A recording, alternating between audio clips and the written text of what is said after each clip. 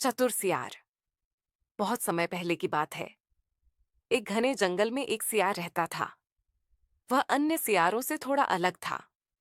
जहां बाकी सियार भोजन की तलाश में यहां वहां भटकते रहते, वहीं ये सियार अपनी चतुराई और समझदारी से मुश्किल हालात से निकल जाया करता। उसकी यही आदत उसे जंगल में चतुर सियार के नाम से मशहूर कर चुकी थी।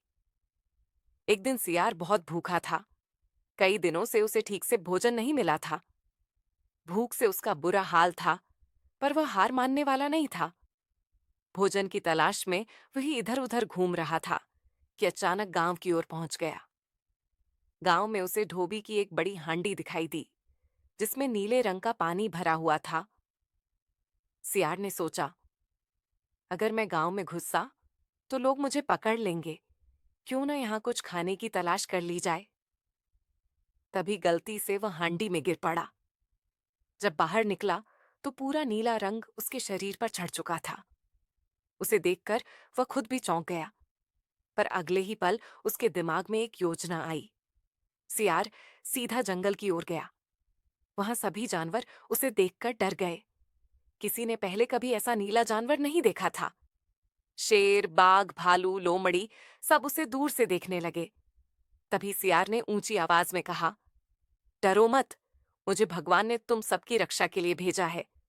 मैं इस जंगल का राजा बनकर न्याय करूंगा। जानवरों ने उसकी बात सच मान ली। आखिर नीले रंग का अद्भुत जीव कौन हो सकता था। सबने उसे राजा स्वीकार कर लिया। अब सियार आराम से जीने लगा। शेर, बाघ भी उसके लिए शिकार लाकर सामने रखते और सियार मजे से खा लेता। धीरे धीरे उसकी भूख मिट गई और जीवन में ऐशो आराम आ गया। लेकिन कहते हैं ना, झूठ ज्यादा दिनों तक नहीं टिकता। एक रात सभी सियार झुंड में बैठकर हुआ हुआ करके चिल्लाने लगे। ये सियार भी अपने स्वभाव से खुद को रोक ना पाया और उसी तरह चिल्लाने लगा। उसकी आवाज सुनकर बाकी जानवर समझ गए कि ये तो सियार ही है, बस रंग बदल गया है। सभी जानवरों का गुस्सा भड़क उठा। उन्होंने मिलकर उसे घेर लिया। शेर ने कहा, धोखेबाज, तू हमें बेवकूफ बना रहा था। आज से तेरा अंत निश्चित है। गुस्से में सबने उसे जंगल से भगा दिया।